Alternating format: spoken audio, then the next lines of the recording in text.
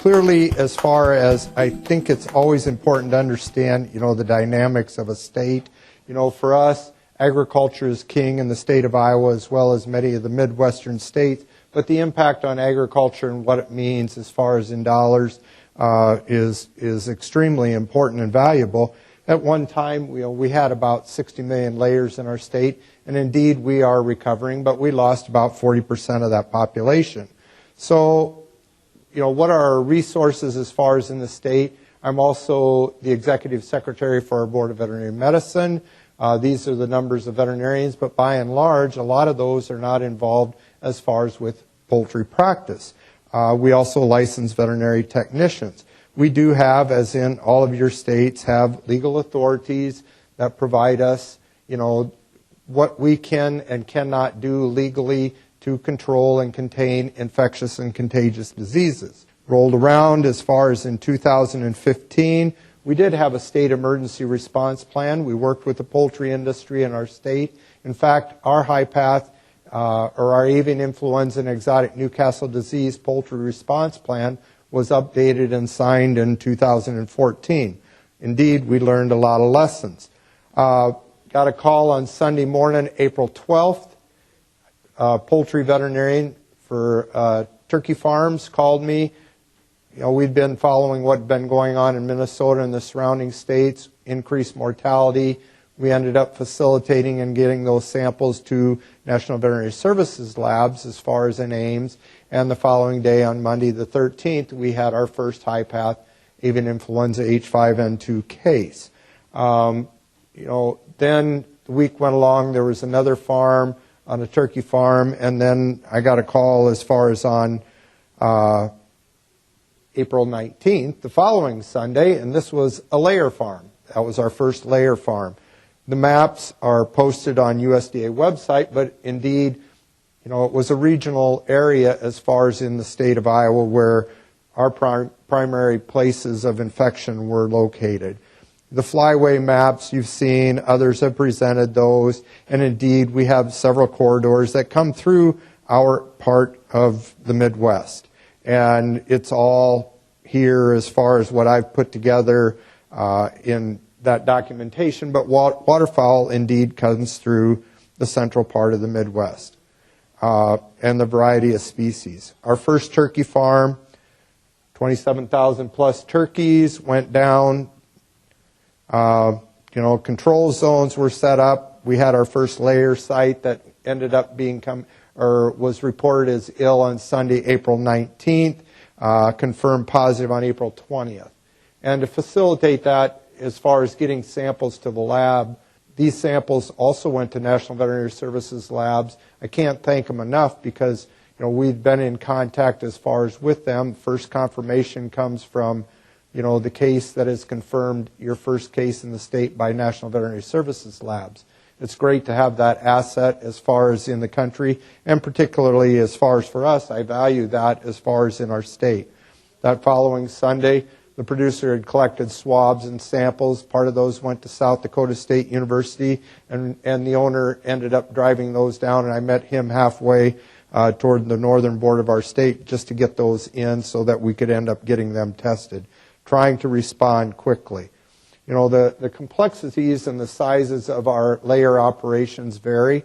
They may be a 2-barn site, maybe 250,000 layers, all the way up to a site that's this big with many buildings, and you have a lot of birds located on one premises, as well as operations involved with breaking of eggs, sorting of eggs, feed mills, and they're very complex, and they employ a lot of people.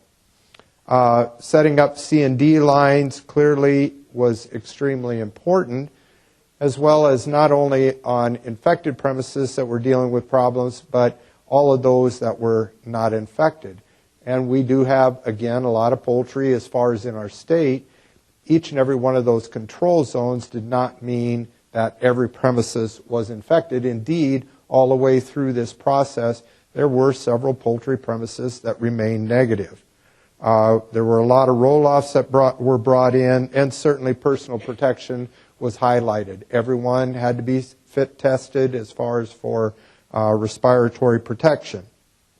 Area surveillance, we had an incident command system structure like everyone. Trying to get enough people is a real challenge, okay? Working at the county level with county emergency managers, trying to find locations to stage material supplies, personnel, as far as for where they could base out of, and then collection of samples and getting those samples to our veterinary diagnostic lab same day, and getting those samples tested on the same day when they arrived. And our diagnostic lab stepped up. They ran 7 days a week, and they ran that through the end of this last year, which was extremely important and valuable. Premises registration, I can't highlight it enough. It is extremely important to have. The commercial side of the industry has done an excellent job.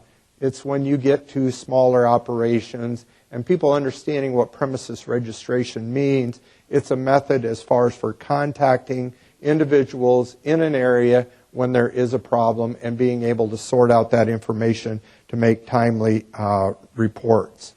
We had a lot of additional people, all these acronyms on here.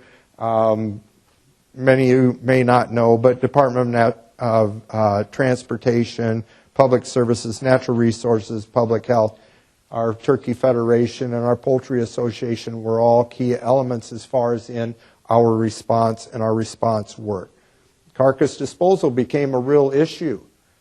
Multiple dead birds on a premises all along. People think, yes, burial is an option, and probably like our landfills would be a good place.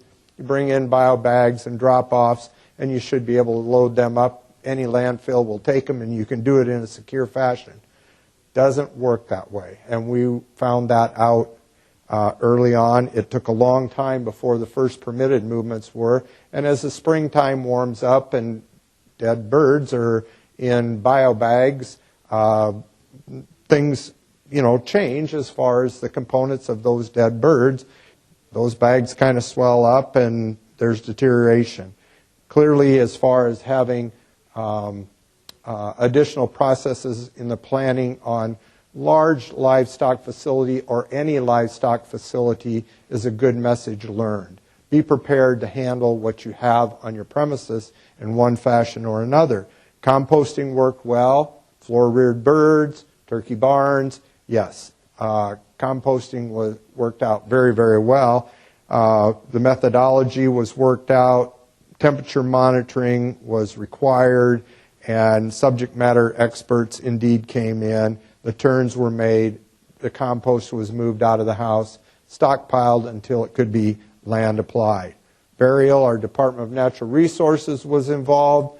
They have all the mapping as far as on the lands in the state of Iowa, areas that are appropriate for burial, those that are not. And they were tasked as far as in coming up with those on a site when there was a problem. The green areas obviously are good areas, and again, it is mapped through our Department of Natural Resources and is a great resource. Trenches, there were some burial, just to show the trenching that can occur and the burial. There were some sites indeed that did burial. Drop-offs, roll-offs, where do you stage all of this equipment, getting personnel, those were all challenges that we ended up going through. Incineration. A lot of people thought incineration was really a good deal. It was expensive. It took a long time to bring in, like this tarmac unit, to get a base set up at a landfill, get the approvals, and to get it going. It was high maintenance, high cost, and it had breakdowns. But the idea is good. It's tried. I wouldn't recommend it if you have a problem as far as in your state as far as for mass animal disposal. Issued an order for all exhibitions to cease involving birds and poultry. Probably the biggest element or the most individual calls that I ended up receiving was not from our exhibitors. It was from primarily out of state, but it was the people that own pigeons. I received this messaging more than once, that they were unhappy and that pigeons do not get influenza. Our order was intact, and again, we monitored that to make sure there were no auctions, exhibits as far as by the general public. 4-H and FFA were extremely cooperative. Shows the epi curve in our state. About May 7th or 10th is when we had our majority of cases that ended up coming forward. You can see where it started, and our last one came about June 16th. The areas again, and showing these, and you'll see these other green areas as far as on the map. Those are also poultry operations, and the size of the dot indeed represents the magnitude or the numbers represented at those facilities. So there were a lot of poultry operations within the zones and within this part of the state that were not impacted. And they maintained freedom, and again, with freedom, they ended up making money. Certainly down, our industry, as far as in our poultry population on the commercial side, are turkeys, nearly not the numbers of Minnesota, because we're probably about number 9 or number 10. We're number 5 in processing, but on the layer side, we're number 1. And again, with that, on top of that, we do have a very robust hatching industry as far as in our state. The affected counties, again, we had 18 counties and where these were. What the numbers were as far as on the breakdown, the number of premises by turkey farms, layer farms, pullet farms. We did not have very many backyard farms. All along, people were thinking that this would be similar to exotic Newcastle disease in California. Not. It was primarily on the commercial side, and again, there were large numbers, but there were some backyard flocks that were found on surveillance. One was a farm, only had about 27 to 30 ducks. They weren't ill. They were swabbed. They were in a circle. They were positive, indemnified, and depopulated. One thing that producers ended up learning, and I did add this slide in here today because I took it out, but I think it's extremely important. As far as for the payment mechanism, people should have a SAMS and a DUNS number. If you don't know what that is, and before this, I really didn't know what it was. A lot of producers know what it is, and even more producers now know what those are. But to get payments as far as from the federal government, you must have those. And that was a delay as far as on some of the producers getting indemnity payments. Total indemnity, just for indemnity, as far as for the birds and for the eggs, totaled approximately $91 million, and you can see what the total was as far as nationwide, and that may not be the final figure yet. Takes a lot of people. There were a lot of contractors that ended up coming in.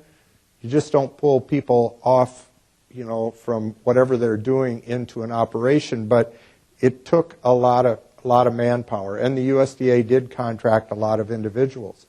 We also, as far as in our area of surveillance, fortunately, we have the veterinary, our College of Veterinary Medicine at Iowa State, and clearly as far as in working with them, several students ended up participating, and that was great as far as doing area surveillance testing. They were trained and were, an outstanding asset. Continuity of business was a big challenge. We did right at 3,700 permits. Day in and day out, 7 days a week, there is product and materials moving. Those that are non-infected premises in a control zone, they needed feed, needed fuel. They were moving live birds that were test negative to processing. All of that required a permit. A major challenge was interstate movement.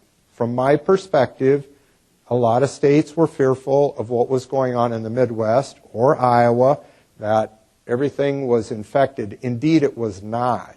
But to go through that permitting process day in and day out, setting up a permitting system and a reporting line, setting up permits, and then getting it all entered into EMERS 2 takes a lot of staff. It takes training, preparation. I am totally thankful that we had advanced training as far as in EMERS 2. It is something that USDA has made some changes on, which have been really good. Part of that from what we did in 2015 in the Midwest. It's a robust system, and indeed, I encourage all states to use that. If I can use it, anybody can use it. And it's not that hard. We used it during PED. We used it a lot during high-path avian influenza, and we've continued to use that. Case in point, in February or March of this year, we had a contingency from Mexico as far as for opening up meat market to that country. Reviewing and meeting with the states in the Midwest, what have you done? Doing a risk assessment, risk analysis, and they wanted to see records. When they're all in one system, it is great because you can end up pulling that out for visualization. We also had paper documents that they wanted to go through. Japan, we met with them in October, and they finally opened that market on December 21st. Data entry, this is a conference room in our office building. We had an individual that was hired just to take sick bird calls, to assign out for area surveillance testing. It takes quite a team of people. Enhanced biosecurity, our global trade closed, and clearly, we're trying to reestablish those markets as well as the whole U.S. in their work.